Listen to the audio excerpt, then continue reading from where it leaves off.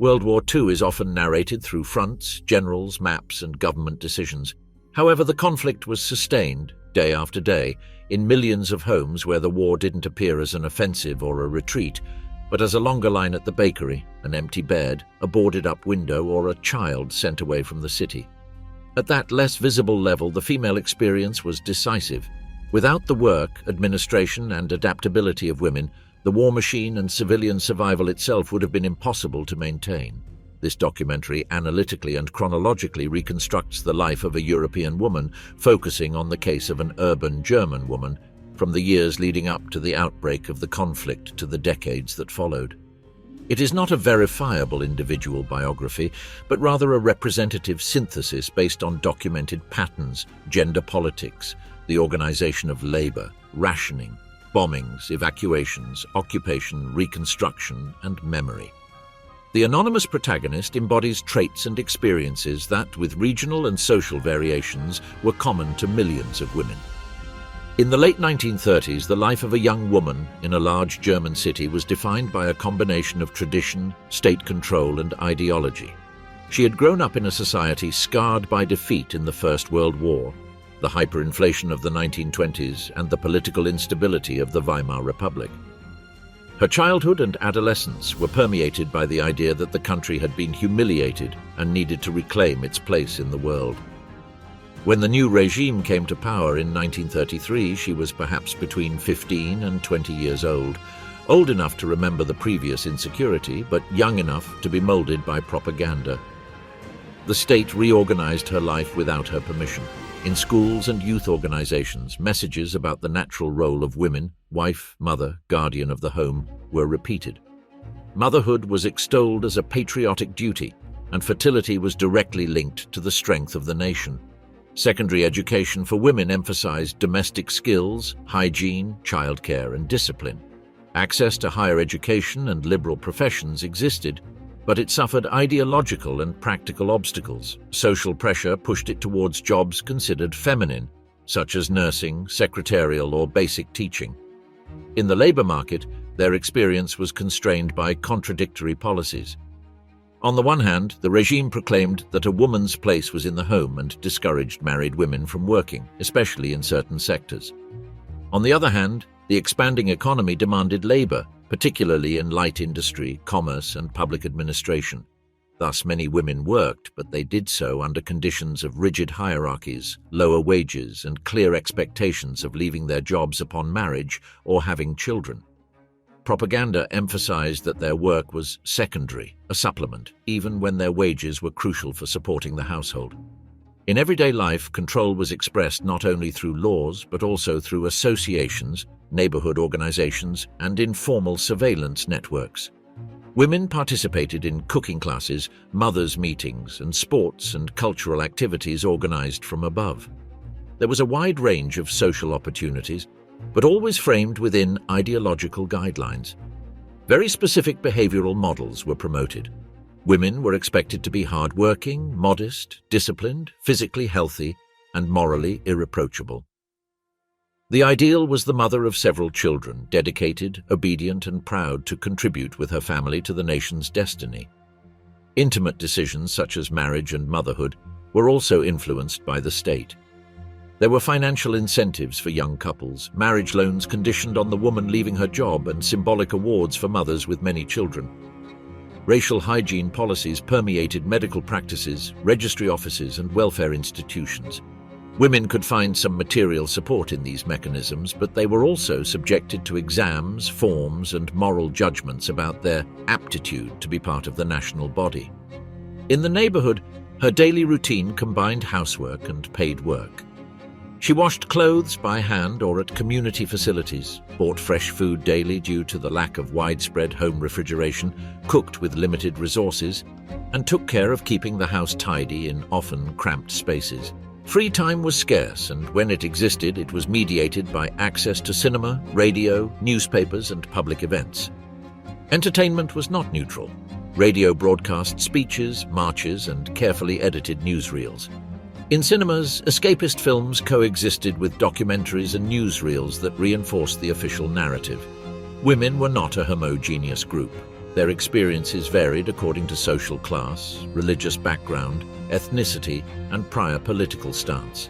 Some, especially from working-class backgrounds, valued the apparent stability and the reduction in unemployment. Others, particularly in intellectual, artistic, or opposition political circles, experienced the era as a succession of renunciations, exiles, and forced silences. For Jewish women, for example, the change meant progressive exclusion from public life, loss of jobs, the inability to study, and increased everyday violence long before the war began. The surveillance extended even into the couple's private life. Imprudent comments about the regime could have consequences if they fell on the wrong ears. The woman learned to choose her words carefully in public, to distinguish between what could be said in official meetings and what could only be discussed in hushed tones behind closed doors. Self-censorship became part of emotional education. Teaching children what not to repeat outside the home became a survival strategy. Meanwhile, the country was rapidly rearming. The presence of soldiers, uniforms, and military parades was becoming commonplace in the streets. For many young women, the uniform held a certain allure and prestige. Relationships with soldiers and regime officials could open doors professionally or materially, but they also carried risks of dependency and future stigmatization. The militarization of public space redefined what was normal. Seeing columns of recruits marching, listening to speeches about sacrifice and war, attending mandatory patriotic ceremonies was part of the annual calendar. The looming threat of war wasn't yet a certainty, but it was ever present in speeches, in news reports about the annexation of neighboring territories, in conversations on public transport. The woman heard talk of borders, historical grievances, and territorial claims, all while organizing the pantry, sewing clothes for her children, or helping her aging parents. The big decisions were made far from her kitchen or her desk, but their effects would directly impact her daily tasks. The outbreak of war, 1939 to 1940. When war broke out, one of the first concrete changes was the mobilization of men of military age. Husbands, brothers, boyfriends, and co-workers were ordered to report to barracks or recruitment centers. For many women, the front line became present in the form of farewells at train stations, new uniforms replacing everyday clothes, and photographs carefully kept at home. Household composition changed. Families became headed by women, the elderly, and children, while able-bodied men were absorbed into the army. The state tried to present this separation as part of a shared sacrifice. Women were referred to as soldiers of the home, responsible for holding the rear guard. The idea that each woman had a role in the village community was reinforced through speeches, pamphlets, meetings organized by women's associations, and visits by party officials to the neighborhoods. There were instructions on how to behave: do not complain in public, do not spread rumors, do not express doubts about the military success, write letters of support to the soldiers, and maintain discipline at home. On the economic front, rationing was introduced gradually. Ration books became essential items in women's handbags.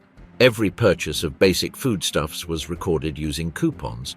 The task of managing those coupons, deciding what to buy and when, how to combine scarce ingredients, what to substitute, and how to stretch the portions fell almost exclusively on her. The kitchen became a space of constant calculation. How many servings were left until the end of the month, how to compensate for the lack of certain products with lower quality substitutes. Women's employment began to reorganize. In some sectors, the departure of men to the front lines created vacancies that needed to be filled. Women who were already working saw their hours or responsibilities increase. Those who had previously dedicated themselves solely to the home were encouraged or pressured to take on auxiliary jobs, volunteer work, or paid activities in essential services.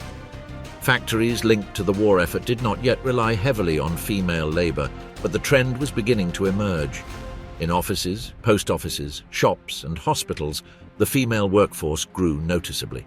In everyday life, the urban environment began to show signs of militarization and defensive preparedness. Air raid shelters were installed in basements, tunnels, and underground structures. Alarm drills were organized, and instructions were issued regarding nighttime blackouts and the use of blackout curtains to prevent light from escaping. The woman had to incorporate new routines, checking that the windows were covered, knowing where the nearest shelter was, preparing a small bag with documents, some food, and warm clothing in case the sirens sounded.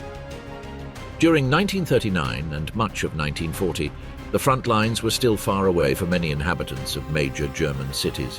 Bombing raids were infrequent and, in some areas, non-existent.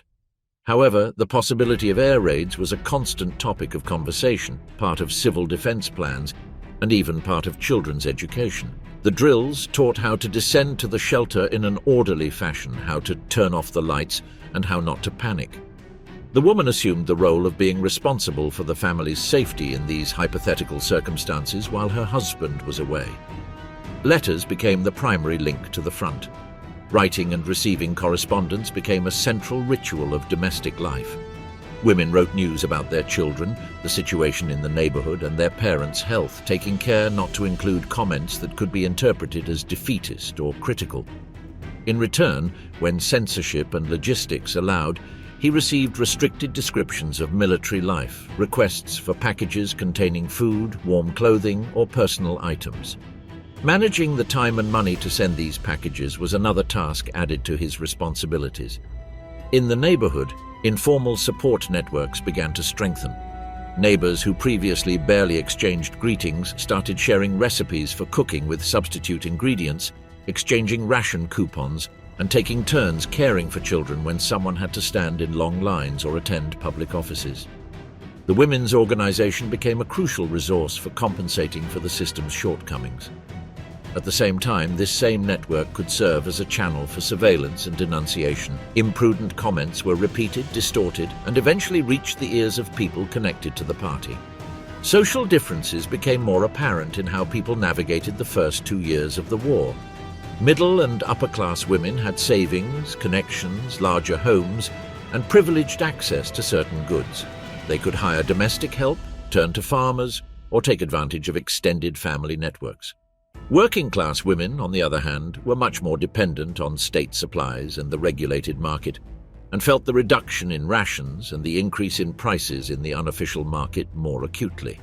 For women belonging to persecuted groups, the war accelerated processes of exclusion that were already underway. Jewish women, for example, were stripped of their jobs, forced to relocate, subjected to constant restrictions on their movement, and legally labeled as not belonging to the national community. The war provided the context for radicalizing these policies and making them less visible to the rest of the population, preoccupied with their own daily problems. Politically dissenting women, or those linked to opposition groups, also saw an increased risk of arrest, interrogation, and surveillance. On an emotional level, the first years of the conflict combined a certain continuity of routine with a growing sense of uncertainty. Women still had to get up early, prepare breakfast, send the children to school, go to work, or take care of the house. But every activity was permeated by news of offensives, maps posted on public walls, radio war reports, and rumors of casualties.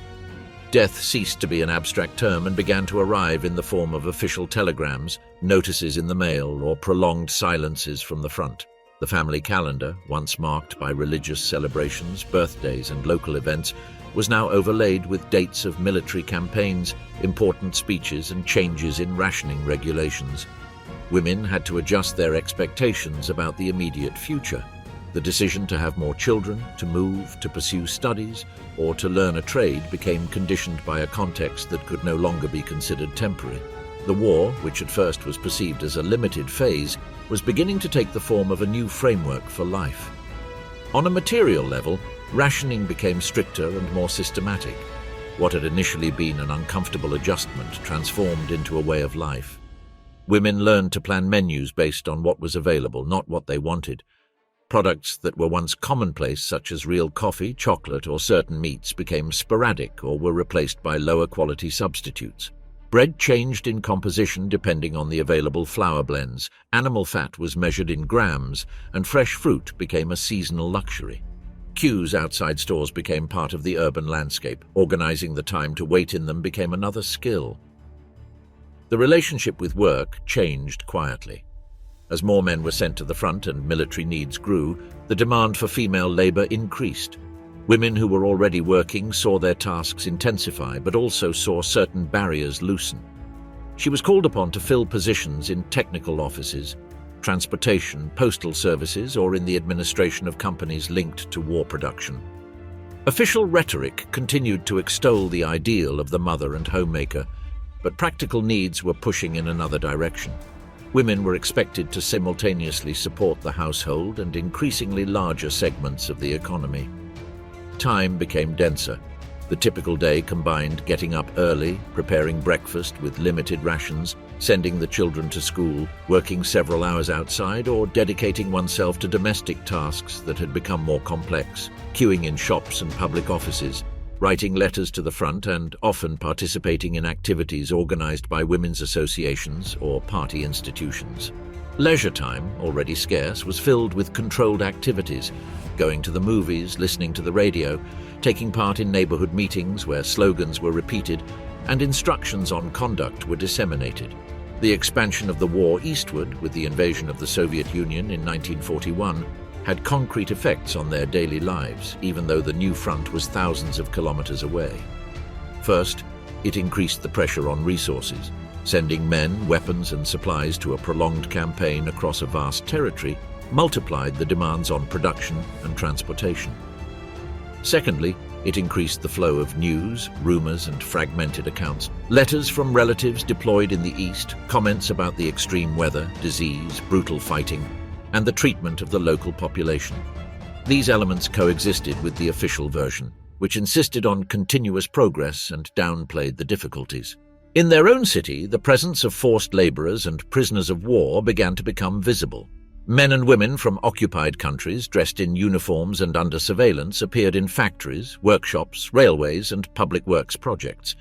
The woman might cross paths with them on her way to work or the market and perceive, to the extent possible, the difference between her situation and that of these subjugated foreigners. Detailed information about the forced labor system and the concentration camps was not part of her official knowledge. What she saw were fragments: escorted groups, barracks on the outskirts of town, restrictions on contact. The children began to grow up within a completely militarized mindset. The women watched as their children's education became steeped in slogans about discipline, sacrifice, and obedience.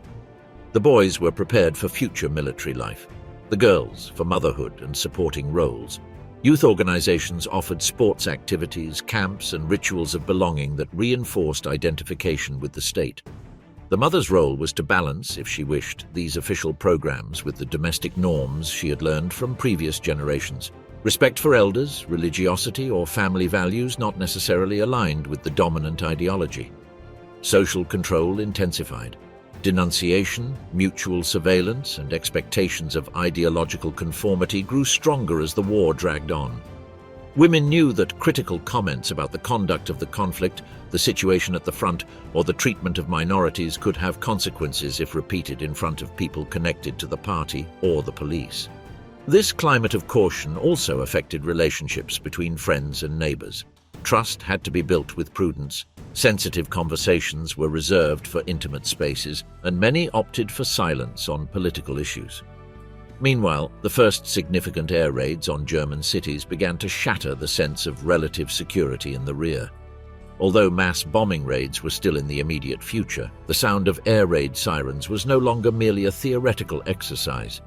The woman had to put into practice what she had learned in the drills, waking the children at night, wrapping them in blankets, going down to the shelter with documents and ration cards, waiting in the dim light while the detonations sounded in the distance or closer than desired.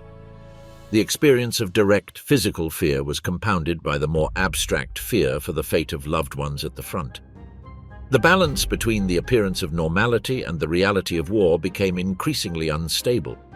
Businesses continued operating, trams ran through the city, and cinemas continued showing films, but beneath that facade, life was marked by scarcity, absence, and uncertainty. Even leisure spaces like cinemas or cafes were permeated by propaganda, newsreels showing military triumphs, fiery speeches by leaders, and carefully curated images of life in occupied territories. The woman could experience some momentary relief by sitting in a dark armchair, but the content of what she saw continued to remind her that war structured her existence. Total war, the profound transformation of the life of European women. From 1942 onward, the expression total war ceased to be a rhetorical formula and became a palpable reality in women's lives. Economically, rationing reached its most rigid form. Ration books were divided into more precise categories: essential workers, personnel linked to the war industry, children, the elderly, and the sick. The woman had to understand the differences between each type of ration card, learn to read the printed instructions in detail, and adjust household menus to this complex hierarchy of needs. Food priority shifted to soldiers and workers considered strategic. The rest of the population had to adapt to smaller portions and lower quality products. Queues grew longer, and the number of days when certain foods were simply unavailable increased. The kitchen became a center of economic and technical management. Women learned to make use of every scrap of food, to use industrial substitutes such as vegetable fats instead of butter, barley coffee or chicory, sausages with a high flour content, and to invent recipes that disguised the monotony of the ingredients. The time spent on these tasks increased, not only because of the scarcity, but also because of the complexity of planning based on the unpredictable. Incomplete deliveries, sudden changes in distribution rules, days when stores did not receive merchandise. In parallel, women's work entered a phase of qualitative expansion. What had previously been significant but still partial participation became a central component of the production system. Factories producing armaments, ammunition, mechanical components, specialty textiles, and military equipment incorporated increasing numbers of women. The workday tended to lengthen, breaks were reduced, and the intensity of the work pace increased. Women who previously performed office or retail tasks could be transferred to production, quality control, or light machinery operation departments. The state also intervened in the organization of the family. Child evacuation programs, initially conceived as preventive measures, were reactivated and expanded in anticipation of more intense air raids. Many women had to decide whether to send their children to rural areas or to other allied countries, accepting prolonged separation as a form of protection. Those who chose this option experienced a double burden: the anguish of distance and the need to reorganize daily life without the physical presence of their children, but with constant worry about their well-being in the hands of others. In the cities, community life adapted to this new phase. Community kitchens and field kitchens in neighborhoods particularly affected by shortages began operating more regularly. Women participated both as users and volunteers, cooking for large groups, cleaning facilities, and distributing meals. Women's associations, which previously had a more propagandistic profile, became logistical hubs. They organized collections of warm clothing for the front, recycling of metals and rubber, and blood donation campaigns. In this context, the black market expanded as a response to the inadequacy of official rations. The woman faced practical and moral dilemmas. On the one hand, turning to the illegal market offered the possibility of obtaining additional food, medicine, or clothing that was difficult to acquire through regular channels.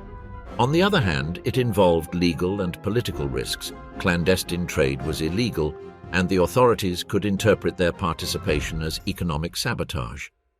Many opted for intermediate strategies such as informal exchanges between neighbors or discreet contact with farmers on the outskirts of the city. The differences between rural and urban areas intensified. Women in rural areas generally had more direct access to food, although they were subject to mandatory delivery quotas to the state and the presence of forced labor on farms. Urban women, on the other hand, depended almost entirely on the centralized distribution network. Some established ties with relatives or acquaintances in the countryside to obtain products in exchange for scarce urban goods, such as soap, clothing, or small tools. Under the bombs, the lives of metropolitan women under bombing. From 1943 onward, the urban woman's experience of war ceased to be primarily mediated by news from the front or by rationing adjustments and began to materialize in the skies above her own city. Air raids became more frequent, organized, and destructive. What had once been sporadic air raid sirens and distant explosions transformed into a routine of nighttime sirens, descents to shelters, and returns to streets covered in rubble. The rear guard was no longer a relatively stable space. The cycle of an attack almost always began with the sirens. At night, the woman had to get up immediately, wake the children, help them dress in the clothes she had left out, wrap them in blankets, and gather the essential items that were kept ready in a bag. Documents, ration books, some money, family photographs, perhaps a small first aid kit. The blackout was mandatory. turn off lights, close curtains, check that no crack let light escape to the street. The journey to the shelter was made on foot, with time measured by the sound of sirens and the perceived danger. In many neighborhoods, the shelters were located in reinforced basements, subway stations, or adapted tunnels. The woman had to know the route by heart, anticipate possible obstacles, and if she was responsible for elderly or sick people, calculate how to move them. The shelter's internal organization followed defined rules: areas for sitting, for putting children to bed, and spaces reserved for first aid supplies. During the bombing, life was concentrated in that underground space. The noise of the explosions, the shaking of the ground, the dust falling from the ceiling, and the smell of smoke were all part of the experience. The woman managed her children's fear, trying to keep them quiet and sharing water or food with other families if the wait dragged on. She also listened to fragmented comments. Someone thought they recognized the neighborhood affected by the sound of the explosions. Another claimed to have seen glimpses of fires before going down to the shelter. Women's participation in civil defense tasks intensified. Many were integrated into aid brigades that assisted in distributing water to firefighters, providing first aid to the minorly injured, and supplying hot drinks and simple food at makeshift stations. Others joined teams removing light debris to facilitate the passage of emergency vehicles or to open access to collapsed buildings where people might be trapped.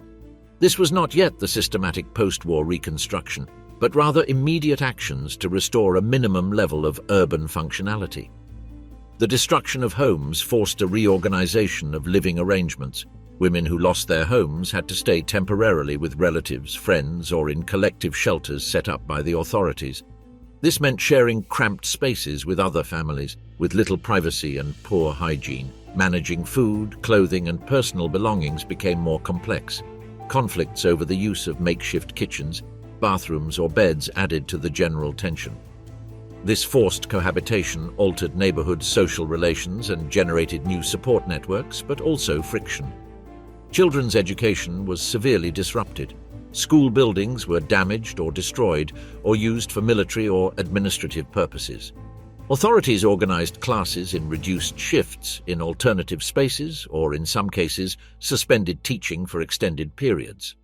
The woman had to compensate for that interruption by taking on greater responsibility for domestic learning, while also managing the psychological impact of the war on the children: nightmares, fear of the dark, startle response to loud noises. By the end of 1944, many cities had suffered several cycles of partial destruction. The woman had seen familiar buildings, everyday shops and squares where children once played disappear. Her mental map of the city changed. It was no longer organized solely by streets and monuments, but by safe and unsafe areas, by known shelters, by escape routes. At the same time, increasing numbers of refugees from eastern regions, displaced by the advancing front, began arriving in the city. Women and children from other areas carrying few belongings joined the local population, sharing limited spaces and resources. The civil administration showed visible signs of decay. Offices that previously handled permits, rationing, or paperwork were overwhelmed or simply closed due to staff shortages. Key officials were called up for military service, reassigned to retreating positions, or simply disappeared. The woman, accustomed to dealing with bureaucratic procedures to obtain food, housing, or assistance, faced closed offices, reduced hours, and evasive answers. At the same time, the presence of military authorities and internal security agencies increased, with increasingly drastic orders. In this context arose the call for a desperate defense of the territory. The recruitment campaigns of the Volkssturm, a people's militia composed of men too young or too old for regular service, altered the composition of households. Fathers who had been exempt due to age and young men who had not yet been sent to the front received orders to join makeshift units. The woman watched once again as family members who had provided practical and emotional support on the home front left. This time the sense of vulnerability was more acute. Weapons, training, and a clear strategy were lacking. Food supplies entered a critical phase. Transport routes were damaged or cut off, trains were being prioritized for military purposes, and producing regions were increasingly close to combat zones. Official rations, already reduced, suffered further cuts. The woman found herself in practically empty shops, waiting in lines that ended with the news that there was nothing left to distribute, and forced to rely almost entirely on the black market or the few shipments that could still be received from the countryside. Her diet was restricted to poor quality bread, watered-down soups, small portions of fatty substitutes, and vegetables when she could find them. The physical deterioration became evident. Weight loss, weakness, and malnutrition-related illnesses spread among adults and children. The woman had to prioritize where to allocate the best available portions, to her growing children, to the frail elderly, and to herself only as much as necessary to keep functioning. The act of cooking, which was already an exercise in managing scarcity, became an effort to transform minimal resources into something that could sustain, even if precariously, family life. At the same time, social discipline began to break down. State authority was exercised more harshly, but with less effectiveness. Orders to resist to the bitter end intensified, as did prohibitions against surrender and threats against anyone who expressed doubt. The woman listened to speeches demanding total sacrifice, but saw signs of disorder in the streets: sporadic looting, retreating soldiers searching for food and shelter, verbal clashes between civilians and party representatives. The gap between official rhetoric and everyday reality became harder to ignore. In the areas closest to the advancing enemy armies, fear took concrete forms. Stories of violence, abuse, and reprisals spread rapidly among the women, a mixture of accurate facts, rumors, and exaggerations. The prospect of a hostile military occupation led to extreme decisions. Some families tried to flee inland, even though the roads were impassable. Others chose to stay, hoping that the arrival of new authorities would put an end to the chaos. The woman had to weigh the risk of undertaking a journey without guarantees of transport or accommodation against the risk of staying in a city that could become a battlefield. In many regions, the flight became a mass exodus. Columns of civilians, with carts loaded with furniture and belongings, shared roads with retreating troops and military convoys. The woman who embarked on that journey carried only what she could bear: documents, some clothing, a few valuables that could be exchanged for food or protection, and if she had to care for children or the elderly, the additional burden of transporting them in conditions of cold, hunger, and exhaustion. Death from exposure, disease, or attacks on columns of refugees added to the usual threats of the front. Those who remained in the city prepared for urban combat and the final collapse. The air raid shelters, which had served as protection from bombs, were also used as places to take refuge during the ground fighting. The woman learned to recognize by sound the difference between aerial bombardments and field artillery, between nearby explosions and distant fire. The front line could cut through entire neighborhoods, leaving buildings partially occupied by different forces within hours. Direct, physical violence was part of this phase. The risk of summary executions, arbitrary arrests, and abuses against women increased. The woman organized her life around minimizing her exposure to danger, avoiding certain streets, not going out at certain times, hiding in basements or windowless rooms during the most critical hours. Protecting children and the elderly required quick decisions: when to leave a building that could become a military target, when to stay put to avoid being caught in crossfire in the street. On a psychological level, the collapse of 1944 to 1945 meant the exhaustion of many of the coping strategies developed in previous years. The ability to reorganize the home after each bombing, to find alternative routes to work, to substitute for scarce food, was overwhelmed by the combination of destruction, extreme hunger, and direct experience of combat. The woman found herself confronted with the real possibility of losing not only her home, but also the basic structure of her community life. Neighbors scattered, relatives dead or missing, institutions closed or destroyed. The formal end of the fighting in her area didn't come as an orderly scene of surrender, but as an uneven process. In some places, the resistance broke abruptly. In others, it continued in isolated pockets of fighting. For the woman, the practical indicators were the change of uniforms in the streets, the announcement of new authorities on the radio, and the presence of checkpoints with soldiers who spoke another language. At the same time, many symbols of the old power disappeared overnight. Flags were taken down, portraits were destroyed, and party offices were left empty. A false peace, life during the occupation and the immediate post-war period. With the end of the fighting, the woman found not immediate peace, but a new kind of instability, life under occupation. The change was visible in the streets. Soldiers in foreign uniforms patrolled the neighborhoods, controlled roads and stations, set up command posts in public buildings, and requisitioned still habitable homes. The authority that for years had emanated from party offices and regime institutions was replaced by orders in other languages, translated irregularly and applied unevenly depending on the area and the occupying army. The first daily problem was space. Bombed cities had far fewer dwellings than their population. A woman who still had a partially intact apartment might find herself ordered to house other families who had lost everything, or military personnel requisitioning rooms. This meant sharing kitchens, bathrooms, and sleeping areas with strangers, rearranging belongings to make room and giving up any notion of privacy. In many cases, the occupying authorities resolved specific conflicts, but the allocation of spaces was experienced on a daily basis as a succession of forced accommodations. Food supplies remained critical.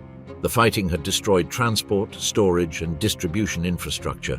Many rural areas were isolated or subject to military requisitions. Women now depended on occupation administrations that tried to organize minimal rations for the population while simultaneously feeding the troops. The ration books remained in place, but the actual content of the rations fell far short of basic caloric needs. Extreme thinness, illnesses linked to protein and vitamin deficiencies, and general weakness became commonplace. Trading valuables for food became common practice. Women were forced to sell off material capital accumulated over years or generations in order to obtain potatoes, flour, fats, or milk for their children. The presence of soldiers with access to military rations introduced new dynamics. Cigarettes, chocolate, canned goods, and other products circulated as currency in informal transactions. In this context, personal relationships between local women and occupying soldiers were embedded in a complex framework where affection, survival, and power imbalances intertwined. The violence did not disappear with the surrender.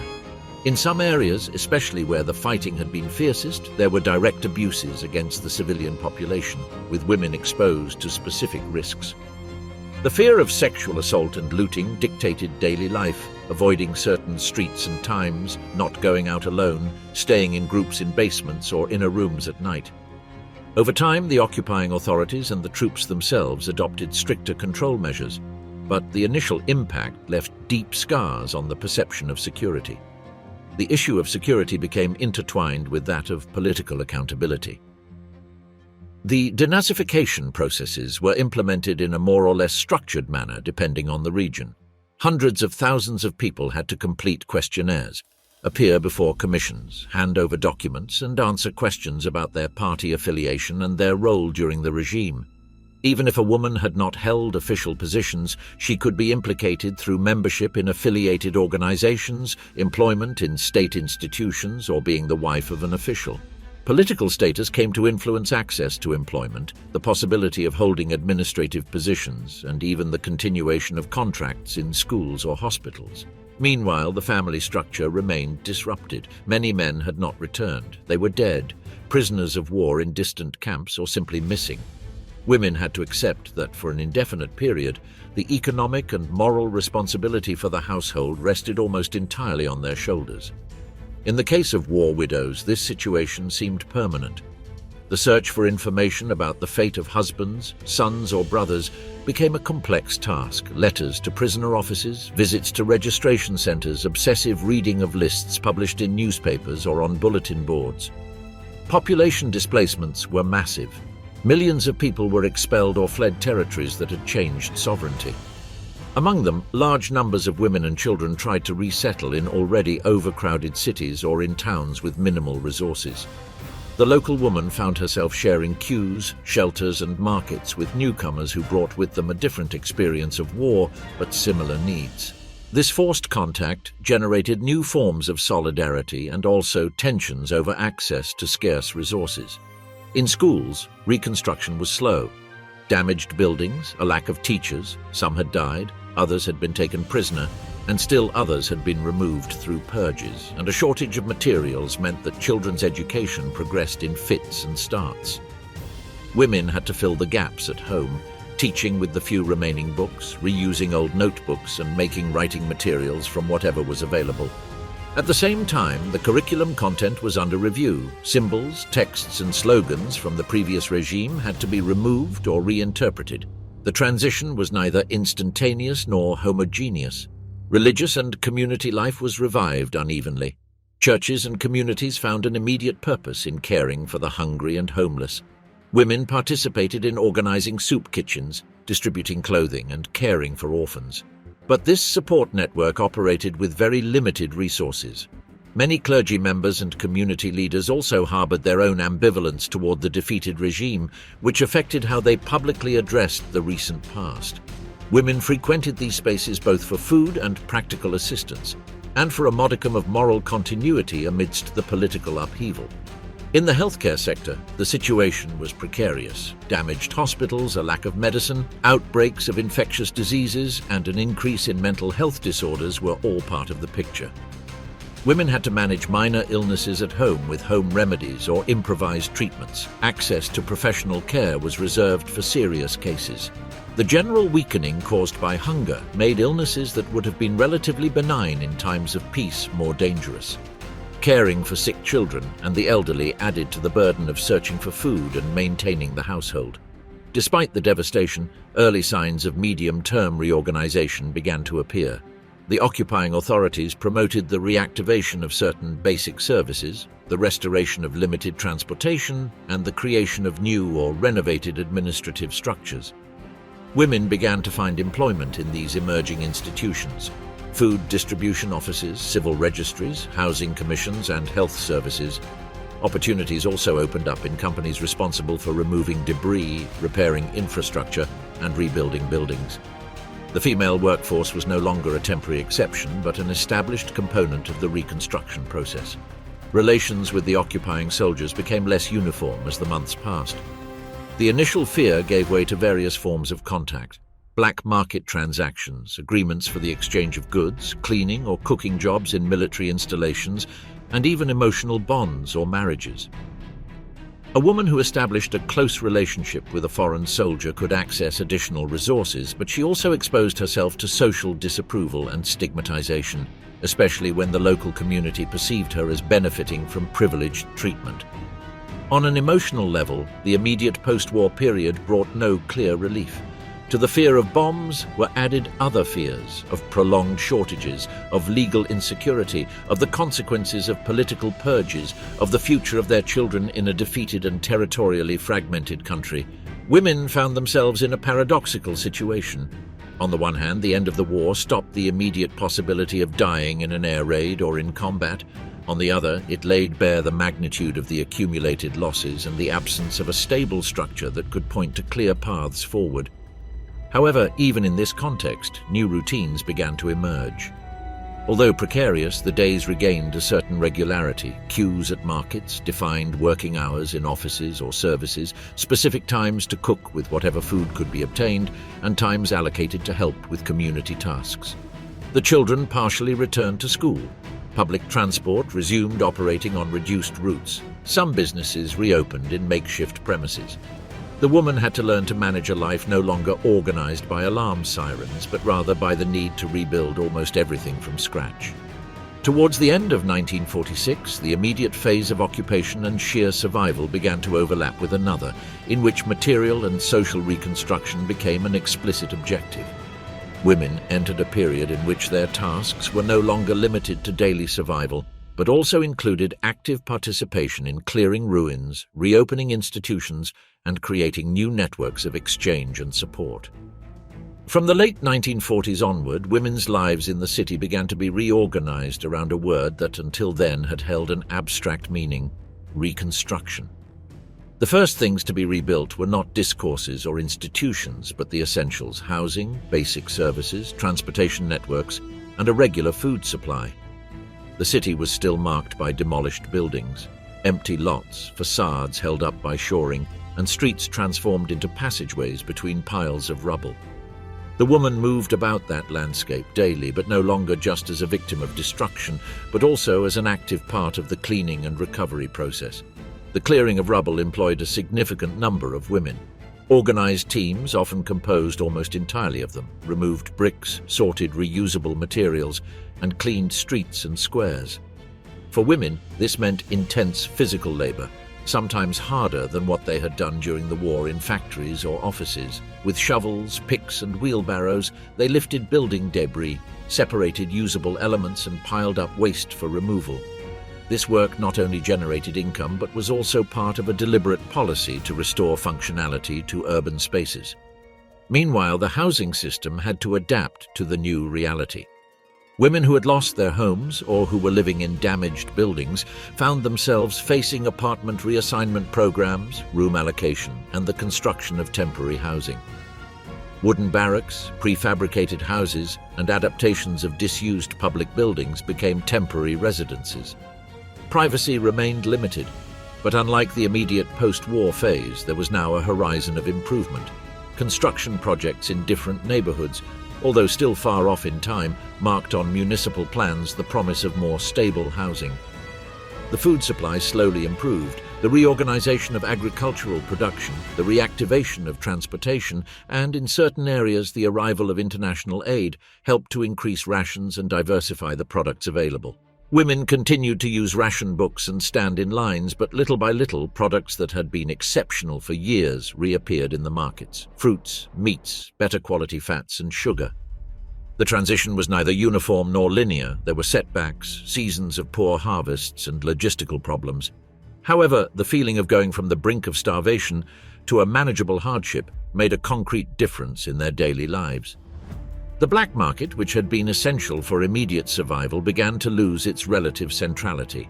It still existed, especially for scarce or luxury goods, but women no longer depended on it entirely to maintain their family's basic food supply. The currency, weakened by years of inflation and disorder, was subject to reforms aimed at restoring its function as a reliable medium of exchange. These measures, although they generated periods of uncertainty, sought to rebuild an economy where paid work would, at least in theory, allow people to meet their needs through the legal market.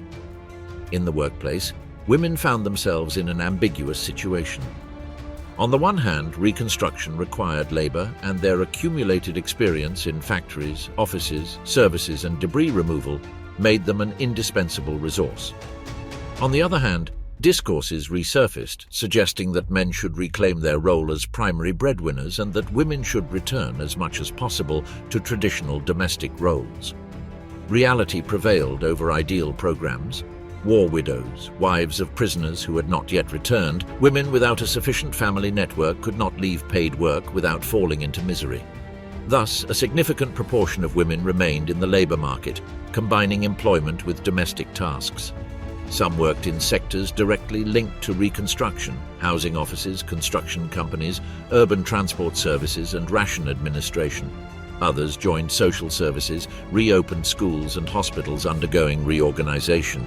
Women assumed administrative, technical, and direct care functions, not as an exceptional extension of the war, but as a structural reality of the post-war period.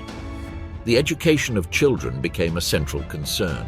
Children who had spent years in and out of damaged schools, with classes suspended due to bombing or living in evacuations, needed continuity. Schools were reopened, buildings were repaired, and temporary classrooms were set up. Teachers, materials, and textbooks were lacking. Even so, the goal was to re-establish stable learning routines. The woman collaborated in this task not only by sending her children to school, but also by supervising their study at home, rebuilding reading and writing habits, reusing old books, and teaching with what had survived the destruction. Educational content was being revised. References to the defeated regime had to be removed or reinterpreted. History and civics lessons were rewritten to incorporate new political and moral premises.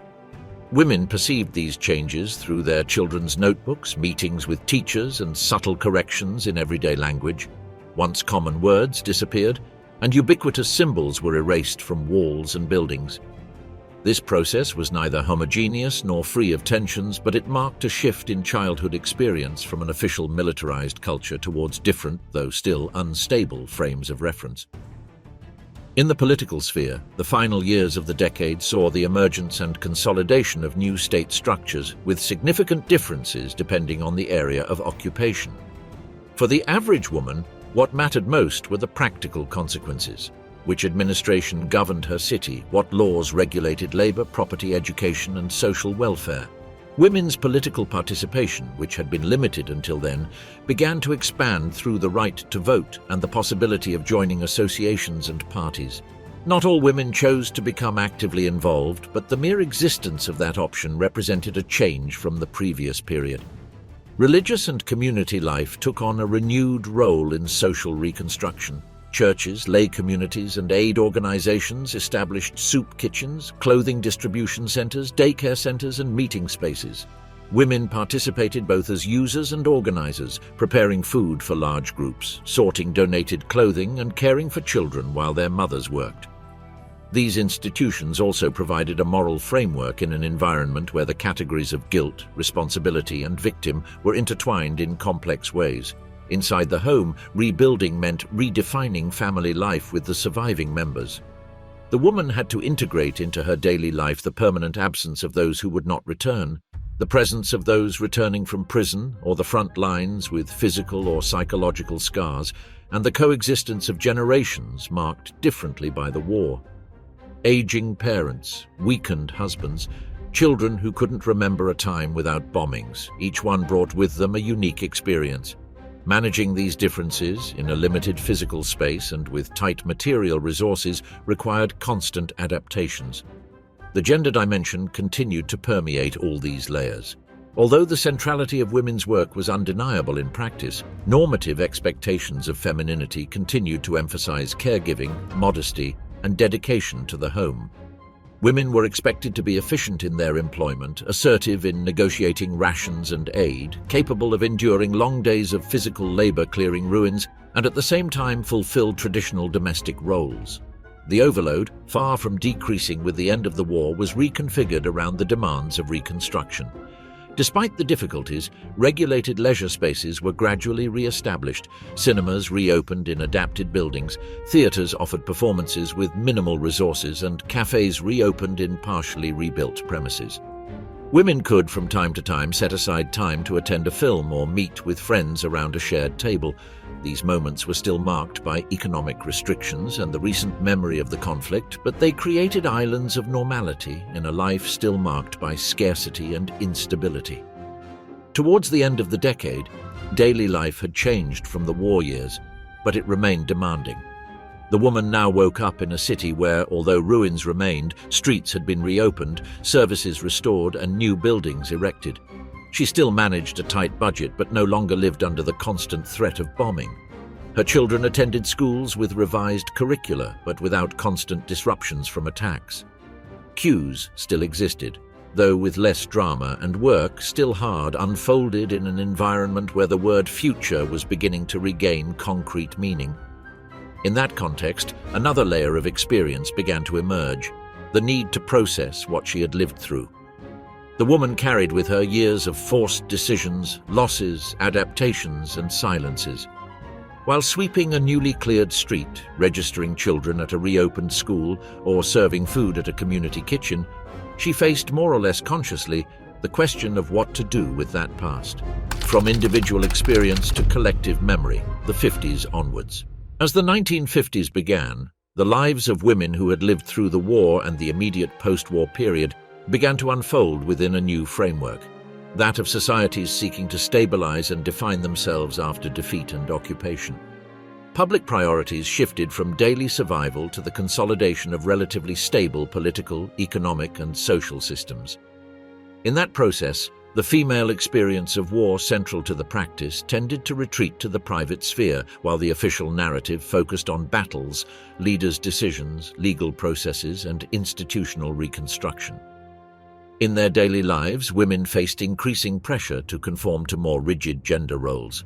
The combination of progressive economic prosperity, housing policies, and expanding consumption in some countries fostered the ideal of the nuclear family, with the man as the primary provider and the woman as a devoted homemaker. There were material and cultural incentives to promote this model. Housing loans, advertising that glorified the image of the wife managing a comfortable home, and behavioral guidelines that proposed a normality centered on domestic life. However, many women who had worked during the war and Reconstruction could not, or did not wish to, completely abandon paid employment.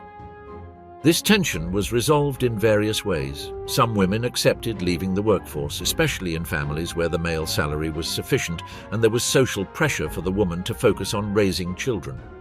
Others maintained part-time jobs or worked in sectors considered appropriate, such as teaching, nursing, retail, and administration.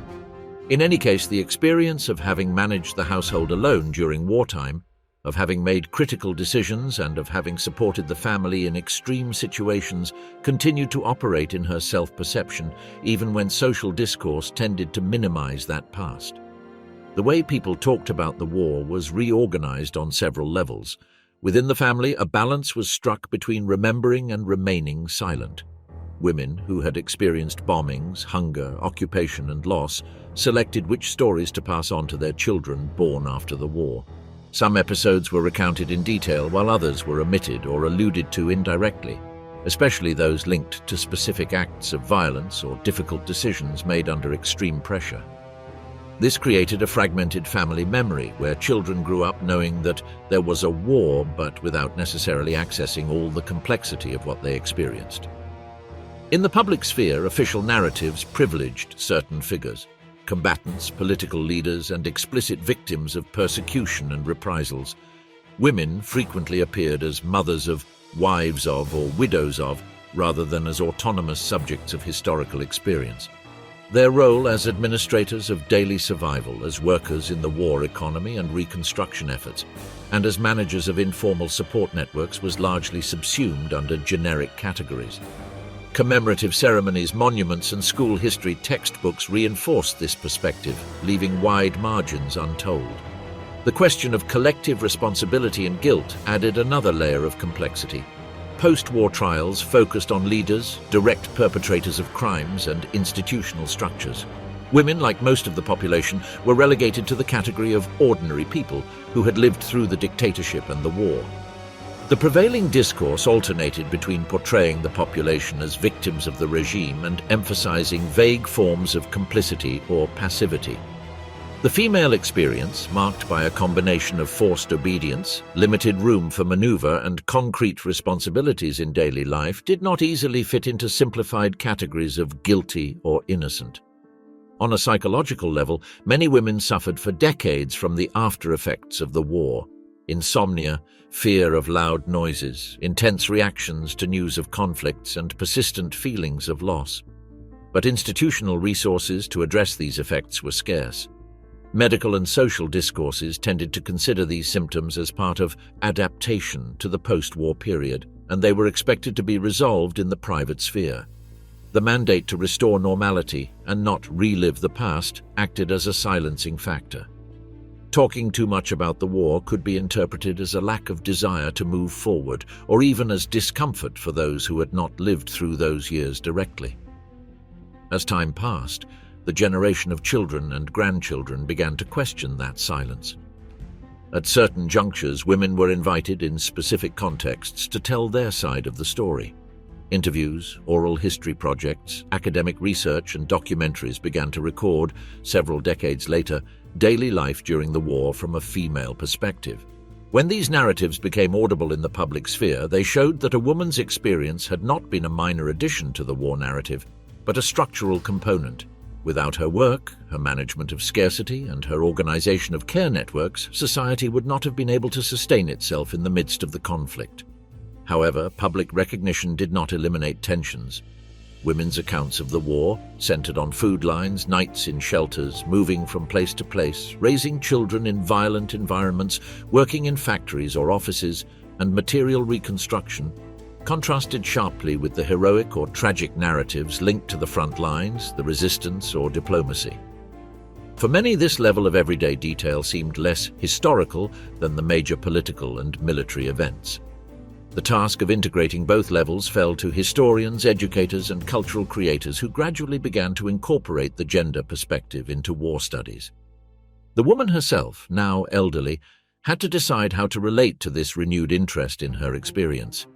Some found in the story a way to organize memories and give meaning to decades of effort and loss. Others remained reluctant, believing that reliving the past would reopen wounds they preferred to keep closed, or distrustful of external interpretations that might oversimplify their story. In any case, the process of turning her life into collective memory was always partial, selective, and mediated by institutions with their own agendas. In parallel, changes in women's social standing during the second half of the 20th century influenced a reinterpretation of their role in the war. As their rights expanded in education, employment, political participation, and access to family planning, new generations looked back and reinterpreted the experiences of their mothers and grandmothers. The figure of the war woman ceased to be only that of the sacrificed housewife, to also become that of the worker forced to sustain multiple roles without recognition, the manager of family survival in extreme contexts, and the main transmitter of moral and practical frameworks to the children. Ultimately, the life of that woman who had begun the war as a young woman in an authoritarian regime and ended it as an adult in a defeated and occupied country came to a close in an environment very different from the one she had known in her youth. She had witnessed changes in political models, legal frameworks, narratives about the past, and gender expectations. Many aspects of her experience remained inscribed in preserved letters, photographs, household objects, orally transmitted memories, or meaningful silences at the family dinner table.